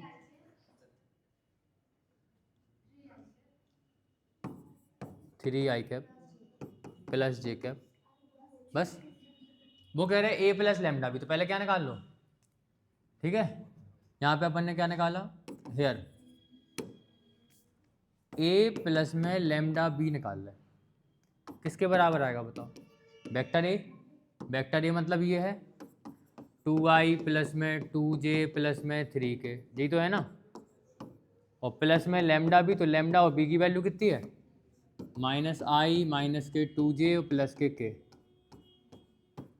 सॉल्व करो इसको, कितना आएगा देखो, ये हो जाएगा 2i प्लस में 2j प्लस में 3k, सेम हो गया। यहाँ पे लैम्डा का मल्टीप्लाई कर दो, यहाँ पे लैम्डा का मल्टीप्लाई क्या आ जाएगा, माइनस का लैम्डा प्लस माइनस माइनस के लैम्डा आई प्लस माइनस माइनस के 2 लैम्डा जे और प्लस प्लस प्लस के लैम्डा के। क्लियर। और जब भी अपन दो चीज़ों को प्लस करते हैं तो कॉरस्पॉन्डिंग एलिमेंट को प्लस करेंगे भाई, आई को आई में करेंगे, जे को जे में करेंगे। तो 2 माइनस के लैम्डा क्या हो गया, 2 माइनस लैम्डा आई plus 2 minus 2 lambda, 2 minus 2 lambda, ठीक है, J cap plus 3 plus lambda के कैप। जी किसकी वैल्यू आ गई, ए प्लस लैम्डा बी की वैल्यू आ गई। और करना क्या है एक बार ये देख लो, वो कह रहे प्रूफ करना, क्या करना, कहाँ गए क्वेश्चन, वो कह रहे हैं A plus lambda B C के ऊपर परपेंडिकुलर है, मतलब ए प्लस लैम्डा बी का सी का डॉट प्रोडक्ट निकालोगे कितना आएगा, 0। अपन को लैम्डा की वैल्यू निकालना सिंपल है, अपन लिखेंगे since A plus lambda B is perpendicular to, किसके ऊपर परपेंडिकुलर है, सी वेक्टर के ऊपर परपेंडिकुलर है, implies that A plus lambda B dot C is equal to 0 आएगा। और ए प्लस लैम्डा बी की वैल्यू कितनी आई, 2 माइनस लैम्डा आई plus 2 minus 2 lambda j cap plus 3 plus lambda के कैप। क्लियर। ये हो गया अपना, ये किसकी वैल्यू हो गई, ए प्लस लैम्डा बी की वैल्यू होगी। सी की वैल्यू कितनी है, सी की वैल्यू है 3i प्लस जे, कितनी है 3i प्लस में जे कैप, और इक्वल टू में कितना है 0। अब इसको सॉल्व करेंगे अपन, कर दो अच्छे, यहाँ पे कर दो, बगल में कर दो इसको। देखो आई वाले टर्म में करोगे तो 3 का इंटू, देखो आई का इंटू आई में होगा तो आई स्क्वायर हो जाएगा, आई स्क्वायर की वैल्यू 1। 3 का इंटू किसमें करो, 3 टू जा कितना आ गया 6, माइनस 3 का इंटू लैम्डा में कितना आ गया 3 लैम्डा। क्लियर। सिमिलरली यहाँ पे देखो जे के पहले बने तो 1 का इंटू 2 माइनस 2 लैम्डा में तो क्या आ जाएगा प्लस के 2 माइनस 2 लैम्डा, केवल जे का इंटू जे में से 1 हो गया।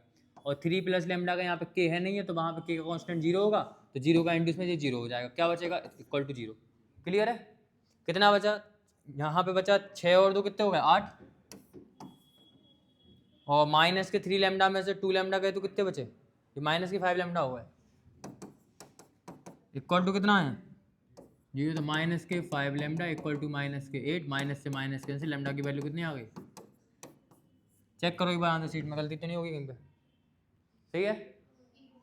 हाँ तो देखो यहाँ पे कहाँ गलती करी, सबसे पहले 2 माइनस लैम्डा में किसका मल्टीप्लाई होगा 3 का, 3 2 जा 6, और 3 का इंटू लैम्डा में से 3 लैम्डा, और 2 माइनस 2 लैम्डा का 2 माइनस 2 लैम्डा, यहाँ पे कहीं पे गलती है, 2 माइनस 2 लैम्डा,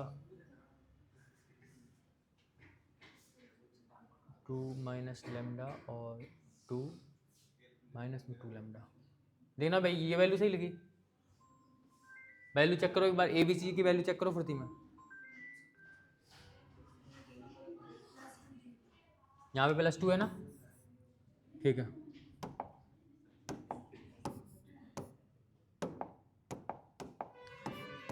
+2 हो गया तो भाई यहाँ पे भी क्या हो जाएगा +2 हो जाएगा, यहाँ पे भी क्या हो जाएगा +2 हो जाएगा, यहाँ पे भी क्या हो जाएगा प्लस के 2 लैम्डा, और यहाँ पे भी क्या हो जाएगा प्लस के 2 प्लस 2 लैम्डा, और यहाँ पे 2 लैम्डा प्लस का हो जाएगा। क्लियर। अब माइनस के 3 लैम्डा में से 2 लैम्डा गए तो कितने बचे, केवल 1 लैम्डा। क्लियर। देखो कितना बचा, 6 और 2 हो गए 8, माइनस के 3 लैम्डा में से 2 लैम्डा गए तो कितने बचे माइनस के लैम्डा, माइनस की लैम्डा की वैल्यू -8, मतलब लैम्डा की वैल्यू कितनी आ गई प्लस के। अब सही आंसर, ठीक है, आंसर शीट में आंसर चेक कर चलना क्योंकि इसमें प्लस माइनस में गलती हो सकती है। ठीक है भाई, अगला क्वेश्चन देखो 11th वाला क्वेश्चन, प्रूफ करना है, सुनो इधर, प्रूफ करना है कि magnitude of A into B, magnitude of B into A vector perpendicular है magnitude of A into B minus magnitude of B into A. पढ़ा रहे बोलो,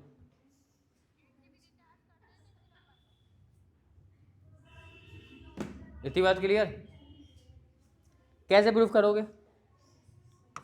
देखो यहाँ पे ध्यान दो, इसका प्रोडक्ट कर दो किसके साथ, इसके साथ इसका डॉट प्रोडक्ट निकाल दो, निकाल लोगे, मैग्नीट्यूड ऑफ ए का मैग्नीट्यूड ऑफ ए में से मैग्नीट्यूड ऑफ ए का स्क्वायर हो जाएगा, बी का इंटू बी में से क्या हो जाएगा मैग्नीट्यूड ऑफ बी का स्क्वायर, बाकी बीच वाले टर्म दो कट जाएंगे, जे ए प्लस बी है, जे ए माइनस बी है। सीधी बात है, इनका डॉट प्रोडक्ट करोगे आंसर 0 आएगा, सो बोल देना इसलिए ये वाला जो पार्ट है इस perpendicular to this part. Clear? Same वैसे जैसे अपन ने ऊपर करा था ना, इधर अपन को मतलब प्रोडक्ट करने पे 0 आ गया था, यहाँ पे भी अपन सेम करेंगे।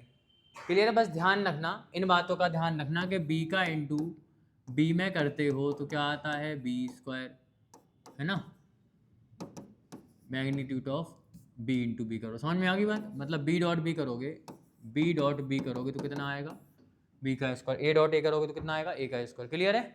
बस इसी बेसिक प्रॉपर्टी का यूज करोगे, सॉल्व करोगे, 100% आ जाएगा। 13 वाला क्वेश्चन देखो, थोड़ा सा लैंग्वेज वाला है, छोटी सी अपन को एक लाइन लिखनी, सो खत्म। क्या लिखा है यहाँ पे? 13 वाला क्वेश्चन है, 12th वाला। If A dot A equal to 0, A dot A 0 है, ठीक है, गिवन दिया गया, और ए डॉट बी भी 0 है, तो आप बी के बारे में क्या कह सकते हो कि बी क्या होगा? तो ए डॉट ए 0 है, ए डॉट बी 0 है, ए डॉट ए 0 है एंड ए डॉट बी भी क्या है 0 है। समझ में आ गई बात?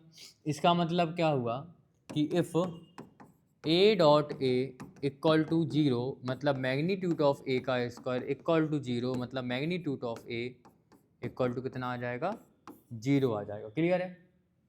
ठीक है, एंड ए डॉट बी भी 0 है, ठीक है, वो कह रहे ए डॉट बी क्या है 0 है। अगर ए डॉट बी 0 है, क्लियर, ए डॉट बी क्या होता, ए डॉट बी होता क्या है magnitude of A into magnitude of B cos theta. अब मैग्नीट्यूड ऑफ ए तो अपन ने 0 निकाला इंटू बी कॉस थीटा, तो आंसर कितना आना 0 ही आना। तो ए डॉट बी भी क्या आ रहा 0 आ रहा, मतलब बी कुछ भी हो, बी से फर्क ही नहीं पड़ रहा, मतलब B can be any vector, B कोई भी वेक्टर हो सकता। क्लियर है? आगे बात समझ में? बी की वैल्यू कुछ भी हो सकती, ठीक है। सो अपन बी के बारे में क्या कह सकते,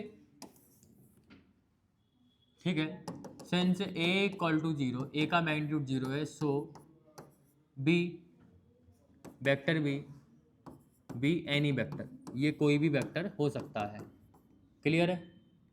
समझ में आ गई बात कि नहीं आ गई? ये कोई भी वेक्टर हो सकता है, ए डॉट बी क्या आना, क्योंकि 0 आना कंडीशन फॉलो करेगा। समझ में आ गई बात?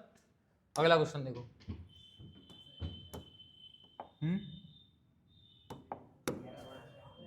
13 वाला, A B C are unit vector, A B C unit vector हैं, A plus B plus C 0 दिया गया, अपन को A dot B dot C और सी डॉट ए की वैल्यू निकालना। A plus B plus C 0 दिया गया, क्या क्या गिवन है बोर्ड पे देखो, given that girls, given that A B and C are unit vector, ये क्या है भाई, implies that magnitude of A equal magnitude of B equal magnitude of C equal to कितना है भाई 1 है। एक बात क्लियर होगी। दूसरा क्या बोला उन्होंने कि मैग्नीट्यूड ऑफ ए प्लस नहीं vector A plus vector B plus vector C equal to कितना है 0 वेक्टर है, ये बात बोली। इतनी बात क्लियर, इतनी बात क्लियर। अपन को वैल्यू किसकी निकालना, वी हैव टू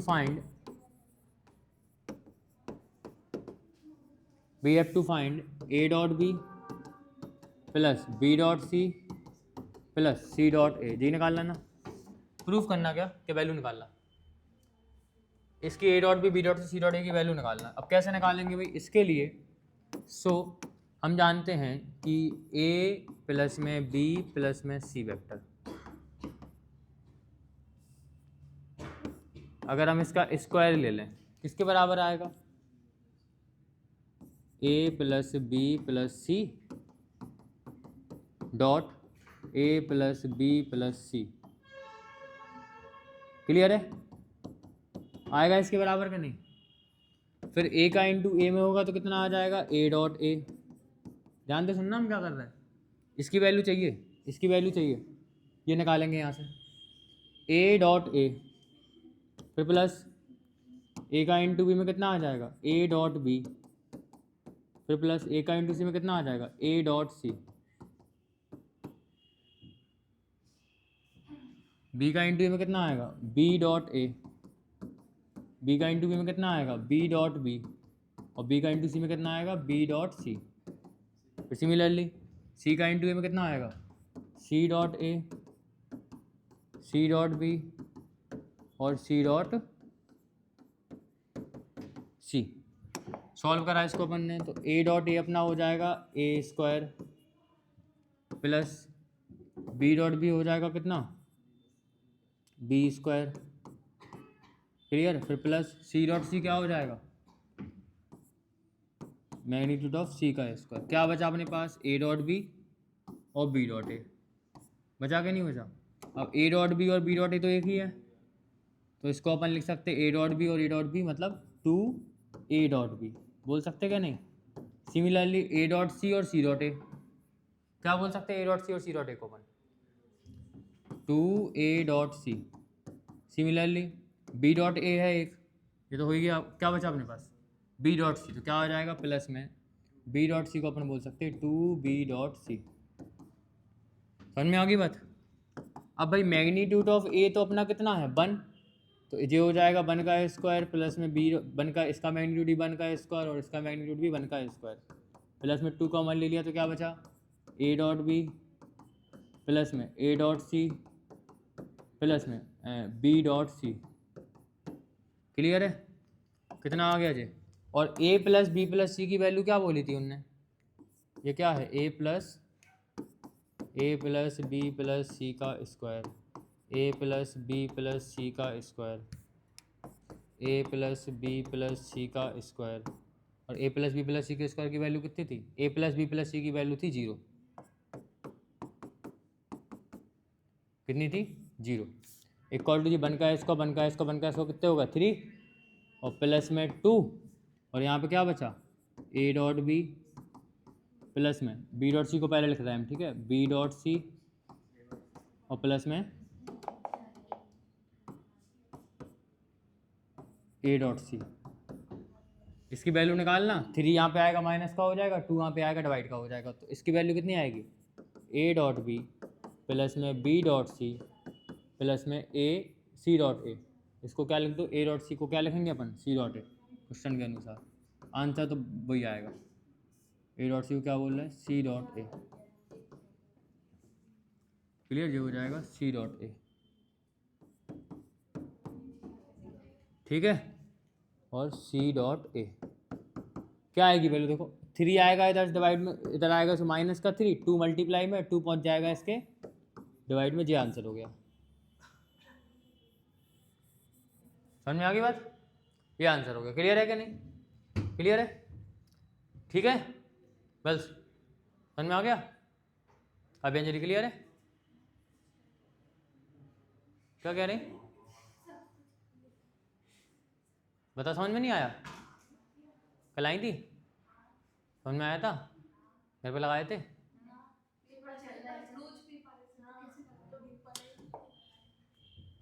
चलो बैकअप है तुम लोगों के पास। 14 वाला क्वेश्चन देखो, वो कह रहे हैं आइदर ए इक्वल टू 0 और बी इक्वल टू 0। वो कह रहे हैं या तो ए की वैल्यू 0 हो जाए या तो ए की वैल्यू 0 हो या फिर बी की वैल्यू 0 हो।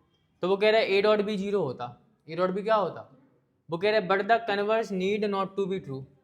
वो कह रहे हैं लेकिन कन्वर्स ट्रू नहीं है इसका। Justify your answer with an example. वो कह रहे हैं अपने आंसर को जस्टिफाई करो एग्जाम्पल के साथ।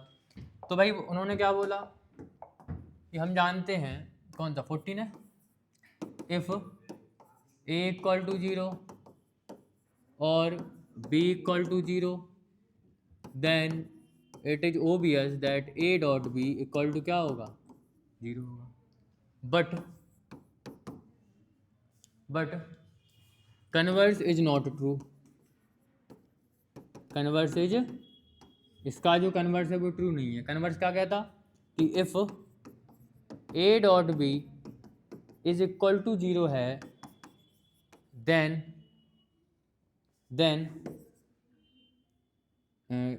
इट मे बी पॉसिबल, ऐसा संभव है कि ना तो ए 0 हो और ना तो बी 0 हो। क्लियर है कि नहीं। एग्जाम्पल देखो, एग्जाम्पल के लिए अभी अपन ने बहुत सारे ऐसे वेक्टर देखे थे जो कि आपस में परपेंडिकुलर थे, देखे थे क्या नहीं? तो कोई भी ऐसे दो वेक्टर का एग्जाम्पल यहाँ पे दो वेक्टर लिख देना ए और बी, जो आपस में क्या हो, परपेंडिकुलर हो, जिनके बीच में एंगल कितने डिग्री का हो। अपन ने करे ना proof that these vectors are perpendicular to each other. तो वो जो वेक्टर है, कोई भी दो वेक्टर यहाँ पर उठा के आपने लिख दिए जिनका मल्टीप्लाई करने पे क्या आने चाहिए, जीरो आने चाहिए। ए डॉट भी क्या आने चाहिए, जीरो आने चाहिए। क्लियर? जैसे हमने एक लिख दिया यहाँ पे 2i प्लस में 3j प्लस में 4k। अब बताओ हम दूसरा वेक्टर क्या लिखें कि इनको प्लस करने पे कितना आ जाए, मतलब ए डॉट बी निकालने पे क्या आ जाए, जीरो आ जाए। बताओ क्या ले लें, बताओ बी की वैल्यू क्या लें। 2 का 2 में करेंगे तो 4 आएगा, तो इसको हमने जैसे मान लो इसको हमने लिख दिया 3i। टोटल प्रोडक्ट कितना आना चाहिए, 4 3 7। यहाँ पे देखो कोई भी एग्जाम्पल ले लो, बात नहीं करो, अपन को ए डॉट बी मतलब मल्टीप्लाई करने पे कितना आने चाहिए, जीरो आने चाहिए। तो 2 3 जा 6 हो जाएगा, ठीक। और प्लस में यहाँ पे लिख दिया हमने केवल जे, 3 1 जा कितना हो जाएगा, 3 हो जाएगा। हम समझा रहे हैं, हम एक एग्जाम्पल बना रहे हैं, हमको एग्जाम्पल बनाना है। हमको ऐसे दो वेक्टर देने हैं कि ना तो ए की वैल्यू जीरो हो ना बी की वैल्यू जीरो हो, लेकिन ए डॉट बी क्या आ जाए, जीरो आ जाए। तो इसके लिए एक वेक्टर हमने अपने मन से लिख दिया 2i प्लस 3j प्लस में 4k। अब दूसरा वाला वेक्टर हम ऐसा ले रहे हैं कि जिसका इसमें डॉट प्रोडक्ट करने पे जीरो आ जाए। क्लियर? तो हमने पहला बनाया 3i, 3 2 जा 6 आएगा जब अपन सॉल्व करेंगे इसको, और 3 1 जा 3 हो जाएगा। अब 6 3 9 प्लस के हैं तो अपन को 9 माइनस के चाहिए, तो 9 माइनस के चाहिए तो कैसे आएंगे, इसको 3 बोल दें हम, इसको 3 बोल दे रहा है, इसको बोल दे रहा है माइनस के 3 के। क्लियर? अब देखो इनका डॉट प्रोडक्ट निकाल लो इन दोनों का, 3 2 जा 6 आएगा, प्लस में 3 1 जा 3 आएगा, और माइनस 3 3 जा 9 आएगा। सॉल्व करने में कितना आ रहा है, 6 3 9, और 9 में से 9 गया तो कितना आ गया, जीरो। आ गया कि नहीं आ गया? क्लियर है? एक अपन ने एग्जाम्पल दे दिया, इससे अपन इनको समझा सकते हैं कि देखो ना तो ए जीरो है ना बी जीरो है, लेकिन ए डॉट बी कितना है, जीरो है। समझ में आ गई बात? कोई डाउट है क्या, समझ में नहीं आया? देखो ध्यान से, अपन को उन्होंने अभी हमने आप लोगों को बताया था कि अगर ए जीरो होता है या फिर बी जीरो होता तो ए डॉट बी तो जीरो आता ही है। वो कह रहा है इसका कन्वर्स लेकिन ट्रू नहीं है, कि अगर ए डॉट बी जीरो है तो ज़रूरी नहीं है कि ए या बी दोनों में से कोई एक जीरो होगा। तो अपन ने क्या लिखा, हाँ यहाँ पे कन्वर्स ट्रू नहीं है, अगर ए डॉट बी जीरो है तो ऐसा पॉसिबल है कि ना तो ए जीरो हो ना बी जीरो हो, ठीक है ना। अब वो कह रहा है एग्जाम्पल दो, तो अपन ने एक वेक्टर लिख दिया ए, और दूसरा वेक्टर इसी के हिसाब से लिखा कि ए डॉट बी करने पे कितना आ जाए, जीरो। बस तो बनाया है वो तो अपन ने, कोई भी एग्जाम्पल जरूरी नहीं है जी बना, दूसरा वाला भी बना सकते हैं अपन। ठीक है भाई, ठीक है। अगला क्वेश्चन देखो, वो कह रहा है if the vertices of A B C. अपन को देखो ए बी सी के वर्टिसेस दिए गए, मतलब ए के वर्टिसेस है 1 2 3, बी के वर्टिसेस हैं जे और 0 1 2, वर्टिसेस दिए गए। Find respectively then find the angle A B C. क्या फाइंड करना अपन को, A B C angle find करना। अब ध्यान से सुनना सभी लोग बॉयज, जैसे ये एक ट्राइंगल है, ये इसके वर्टिसेस हैं ए बी और सी। क्लियर? ए बी सी क्या हो गए, इसके 3 वर्टिसेस हो गए ए बी सी। वो कह रहे अपन को एंगल निकालना है ए बी सी। क्या एंगल निकालना, एंगल ए बी सी, इस वाले एंगल को निकालना। अब ये एंगल किसके बीच का एंगल है, बी ए और बी सी के बीच का एंगल है, मतलब बी ए वेक्टर और बी सी वेक्टर के बीच का एंगल है। दो वेक्टर के बीच का एंगल फाइंड करना आता है, दो वेक्टर के बीच का एंगल फाइंड करना आता कि नहीं आता। दो आपको वेक्टर दिए गए, एक वेक्टर ए है दूसरा वेक्टर बी है, तो दोनों एंगल के दोनों साइड के बीच का एंगल क्या होगा, दोनों वेक्टर के बीच का एंगल क्या होगा, बताओ। cos theta equal to A dot B upon में magnitude of A into magnitude of B. तो बी ए निकाल लोगे, बी सी निकाल लोगे, बी ए की वैल्यू नहीं निकाल पाओगे। Vector joining 2 points, vector joining 2 points, बात नहीं करना बिल्कुल बाहर। इतनी बात क्लियर है, बात नहीं करना बिल्कुल क्लियर। तो ये वाला करना क्वेश्चन सिंपल है, बी और बी सी के बीच का एंगल निकालना।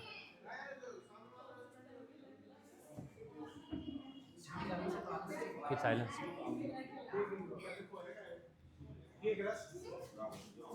बात नहीं करना, ठीक है। इधर आवाज़ आ रही है अंदर, बिल्कुल शांत बैठो। क्लियर? आवाज़ नहीं बिल्कुल भी। Keep silence. चलो देखो यहाँ पे,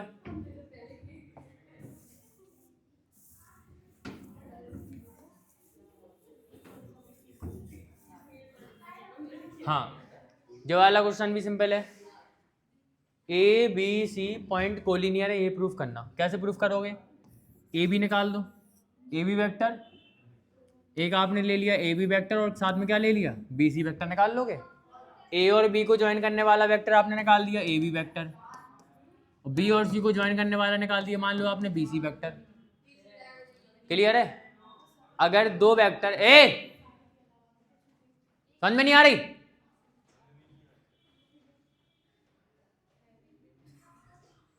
शांति से बैठो यहाँ पे, देखो ध्यान से। ए बी और सी तीन पॉइंट हैं, अपन को प्रूफ करना है ये तीनों पॉइंट्स क्या हैं, तीनों पॉइंट्स क्या हैं, कोलिनियर है। क्लियर है? अब कोलिनियर है मतलब ये तीनों पॉइंट्स एक ही लाइन में आएंगे, ये तीनों पॉइंट्स एक ही लाइन में आएंगे। तो मान लो ए बी सी, आपने तीन पॉइंट ले लिया, आपने निकाला ए बी, आपने निकाला बी सी। ए बी और बी सी आपने दो वेक्टर निकाल लिया, ए और बी को ज्वाइन करने वाला आपने ए वेक्टर बना दिया, और बी और सी को ज्वाइन करने वाला आपने दूसरा वेक्टर बना दिया। अब अगर ये दोनों वेक्टर पैरेलल होंगे मतलब इन दोनों वेक्टर के बीच का एंगल या तो 0 होगा या फिर 180 होगा। होगा कि नहीं होगा? या तो इन दोनों वेक्टर का, अगर जैसे एक वेक्टर ऐसा है दूसरा वेक्टर भी ऐसा है, मतलब दोनों वेक्टर के बीच में एंगल कितने डिग्री का है, 0 डिग्री का है कि नहीं? अगर दोनों वेक्टर के बीच में एंगल 0 डिग्री का है, समझो यहाँ पर, इसको हम करके दिखा रहे हैं तुम लोगों को, कंफ्यूज हो जाओगे तुम लोग। देखो यहाँ पर ध्यान से, ए बी सी तीन वेक्टर दिए गए। कौन सा क्वेश्चन है ये, कौन सा है क्वेश्चन?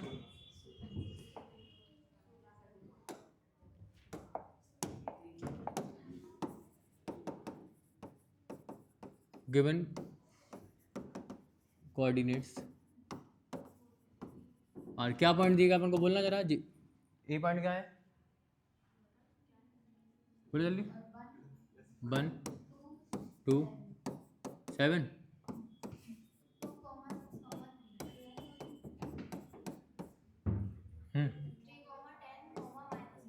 3, -1। अब कोलिनियर प्रूफ करने के कई तरीके होते हैं। एक अपन कोलिनियर एरिया ऑफ ट्राइंगल से भी करते, सुनना यहाँ पर ध्यान से। एक अपन कोलिनियर एरिया ऑफ ट्राइंगल से भी करते। अगर 3 पॉइंट कोलिनियर हैं, 3 पॉइंट से क्या बनता, ट्राइंगल बनता। अगर एक भी पॉइंट ऊपर नीचे होगा तो ट्राइंगल बनेगा, तो एरिया कुछ ना कुछ आएगा। अगर एरिया 0 आ जाए तो इसका मतलब क्या है, वो तीनों पॉइंट कोलिनियर है एक ही लाइन में, इसलिए एरिया 0 आ रहा है। एक तरीका। दूसरा तरीका क्या है, दूसरा तरीका ये है कि आप डिस्टेंस निकाल लो। ए बी सी आपको 3 पॉइंट दिए गए, तो अगर एक ही लाइन में होंगे तो ए बी प्लस में बी सी, ए बी और बी सी को प्लस करने पे क्या मिलेगा आपको, ए सी मिलेगा। क्लियर है? तो ए बी की लेंथ निकाल लो, तो क्या करो, ए बी को ज्वाइन करने वाली लाइन निकाल लो। क्लियर? ए बी वैक्टर निकाल दिया आपने, फिर क्या निकाल दिया आपने, बी सी वैक्टर निकाल दिया, और क्या निकाल दिया आपने, सी ए वैक्टर या फिर ए सी वैक्टर निकाल दिया। समझ में आ गई बात? आपने निकाल दिया, मान लो A B B C, A C vector निकाल दिया। निकाल लोगे जी वैक्टर, ए और बी को ज्वाइन करने वाला वैक्टर क्या होगा, x2 माइनस एक्स वन आई, तो ए बी को ज्वाइन करोगे तो 2 माइनस 1 आई, तो 2 माइनस 1 आई कैप, प्लस में 6 माइनस 2 जे कैप, प्लस में 3 माइनस 7 के कैप। इतनी बात क्लियर? तो इस प्रकार से ए बी निकाल दिया, ऐसी बी सी निकाल लोगे, ऐसी क्या निकाल लोगे, ए सी निकाल लोगे। फिर इनका मैग्नीट्यूड निकालना, फिर magnitude of A B, magnitude of B C और magnitude of A C. Clear है? तो मैग्नीट्यूड आ गया इन तीनों का। अगर कोई भी दो लेंथ का मैग्नीट्यूड प्लस करने पे तीसरी साइड का मैग्नीट्यूड आ रहा हो, क्लियर, जैसे ए बी या बी सी को प्लस करने पे ए सी आ रहा हो, या फिर बी सी या ए सी को प्लस करने पे ए बी आ रहा हो, या फिर ए सी और ए बी को प्लस करने पे बी सी आ रहा हो, कोई भी दो साइड को प्लस करने पे अगर आपको तीसरी साइड मिले, इसका मतलब पॉइंट्स क्या हैं, कोलिनियर है। अदरवाइज क्या है, कोलिनियर नहीं है। तो कर लोगे इसको, कर लोगे इसको कि नहीं कर पाओगे? आगे के तो ऑब्जेक्टिव हैं वो तो आ ही जाएंगे। बैठो शांति से। अपन को प्रूफ करना है कि ये जो अपन को दिया गया ना एक पॉइंट, दूसरा पॉइंट और तीसरा पॉइंट, ये क्या है? राइट एंगल ट्राइंगल के वर्टेक्स हैं। किस ट्राइंगल के वर्टेक्स हैं? राइट एंगल ट्राइंगल के वर्टेक्स हैं। ये हो गया मान लो ए, ये हो गया बी, ये हो गया सी। तो ए बी निकाला पहले, सबसे पहले आपने, फिर आपने बी सी वेक्टर निकाला, फिर आपने सी ए वेक्टर निकाला, निकाल लिए तीनों वेक्टर। क्लियर? अब अगर ये राइट एंगल ट्राइंगल है, मतलब तीन में से कोई भी दो साइड के बीच में 90 डिग्री का एंगल बनेगा, 100% बनेगा क्या नहीं? तो A B dot B C निकाल दो, ए बी डॉट सी ए निकाल दो, और बी सी डॉट सी ए निकाल दो, है ना? सबके आपस में डॉट प्रोडक्ट निकाल दो। अगर कोई भी तुम्हें दो साइड का डॉट प्रोडक्ट 0 आ गया, इसका मतलब उन दोनों साइड के बीच में एंगल 90 का है, तो उस ट्राइंगल में एक एंगल 90 का हो गया, तो वो क्या बन जाएगा? राइट एंगल ट्राइंगल के वर्टेक्स लाइन। एक तरीका हो गया। दूसरा तरीका, जैसे अपन ने कोहली ने प्रूफ करा था, वैसे अपन तीनों साइड निकालो। अगर कोई भी दो साइड के स्क्वायर का सम तीसरी साइड के स्क्वायर के बराबर आ जाए, तो by converse of Pythagoras theorem वो क्या हो जाएगा? राइट एंगल ट्राइंगल हो जाएगा। दो तरीके हैं, दोनों में से किसी से भी कर सकते हैं। एक ऑब्जेक्टिव है, देखो, एक नॉन जीरो वेक्टर है जिसका मैग्नीट्यूड ए है, लैम्डा एक नॉन जीरो स्केलर है, देन लैम्डा ए किसके बराबर होगा? लैम्डा ए यूनिट है, तो लैम्डा ए की वैल्यू 1 कब आएगी? जब वो कह रहे हैं लैम्डा क्या हो सकता? If lambda A is a unit vector, if A वो कह रहे हैं एक नॉन जीरो वेक्टर है जिसका मैग्नीट्यूड ए है, और लैम्डा एक नॉन जीरो स्केलर है जिसका मैग्नीट्यूड क्या है? एक स्केलर है। Lambda A is a unit vector if lambda की वैल्यू क्या होनी चाहिए? अगर लैम्डा की वैल्यू कितनी हो जाए बताओ? 1/λ हो जाए लैम्डा की वैल्यू? नहीं, लैम्डा की वैल्यू क्या होनी चाहिए बताओ कि आंसर बना जाए? बोलो भाई, क्वेश्चन नहीं समझा? दोबारा सुनो फिर से। ए एक नॉन जीरो वेक्टर है, मतलब ए की वैल्यू 0 के बराबर नहीं है। एक बात क्लियर। दूसरा, एंड मैग्नीट्यूड ऑफ ए, है ना, जिसका मैग्नीट्यूड क्या है? ए। अगर हम ए का मैग्नीट्यूड निकालें, ठीक है, तो ये किसके बराबर है? ए के बराबर है। दूसरा रिजल्ट। तीसरी बात क्या बोली? लैम्डा एक नॉन जीरो स्केलर है। लैम्डा क्या है? एक नॉन जीरो स्केलर है, मतलब लैम्डा की वैल्यू 0 नहीं है। तो लैम्डा ए ये यूनिट वेक्टर, तो लैम्डा ए की वैल्यू यूनिट वेक्टर कब आ सकती? लैम्डा ए की वैल्यू 1 कब आ सकती? लैम्डा की वैल्यू 1 क्या पुट कर देंगे इसके इक्वल में? क्या आ जाए? 1 आ जाए। बताओ, लैम्डा की वैल्यू 1 क्या कर दें कि इसकी वैल्यू कितनी आ जाए? 1। लैम्डा की वैल्यू या फिर ए की वैल्यू। अगर आप लैम्डा की वैल्यू 1 करोगे तो वो तो इसकी वैल्यू 1 हो जाएगी, ठीक है ना? अपन को इन दोनों का मल्टीप्लाई करने पे बनाने चाहिए। अपन को इसके अंदर कुछ ऐसा पुट करना, लैम्डा की वैल्यू -1 पुट करोगे तो माइनस का आएगा, ए की वैल्यू लैम्डा पुट करोगे तो ए की वैल्यू आपने लैम्डा पुट करी तो lambda into lambda, lambda square हो जाएगा, तो अभी 1 नहीं आएगा। लेकिन अगर आप ए की वैल्यू 1/λ पुट कर दो, ए की वैल्यू क्या पुट कर दो? लैम्डा, और ए की वैल्यू कितनी है? 1/λ, तो लैम्डा से लैम्डा कैंसिल, आंसर कितना आ गया? 1। तो इसका मतलब option number D is correct. Clear हुआ कि नहीं हुआ? कोई डाउट किसी को? हो तो गया। आज देखो लगाना क्वेश्चंस को, वरना आएंगे नहीं, है ना? ठीक है, आएंगे नहीं क्वेश्चंस।